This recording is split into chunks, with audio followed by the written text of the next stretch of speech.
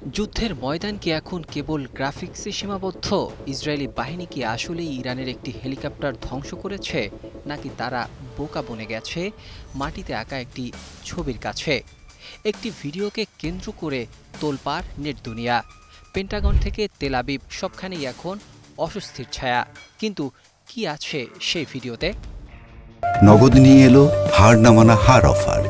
সর্বনিম্ন 10,000 টাকা রেমিটেন্স নগদে পাঠালে থাকছে স্বর্ণের হার জেতার সুযোগ। 4 মার্চ ইসরায়েলি প্রতিরক্ষা বাহিনী বা আইডিএফ একটি ভিডিও প্রকাশ করে দাবি করে তারা ইরানের একটি MI-17 হেলিকপ্টার গুড়িয়ে দিয়েছে। কিন্তু ভিডিওটি প্রকাশের পর কয়েক মিনিটের মধ্যেই শুরু হয় তীব্র সমালোচনা।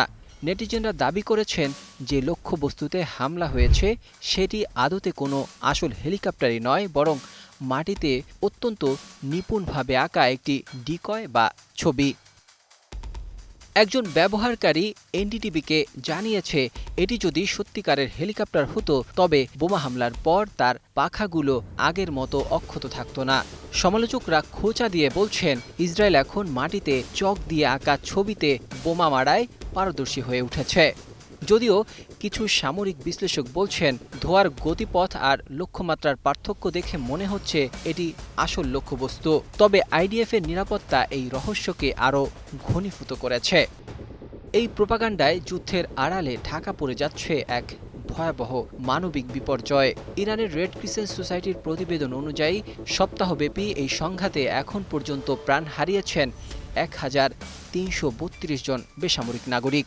পীর হোসেন কালিভান্দ জানিয়েছেন, অন্তত 3,643টি বেসামরিক স্থাপনা ক্ষতিগ্রস্ত হয়েছে, যার বেশিরভাগই সাধারণ মানুষের ঘরবাড়ি। যুদ্ধের ময়দানে কে জিতবে তা নিয়ে বিতর্ক চলতেই পারে, কিন্তু বাস্তবে রক্তক্ষরণ আর ধ্বংসলীলা অস্বীকার করার উপায় নেই। ইসরায়েল কি সত্যি ইরানের যুদ্ধের কাছে নাস্তানাবুদ হচ্ছে, নাকি এটি বড় কোনো রণকৌশলের অংশ?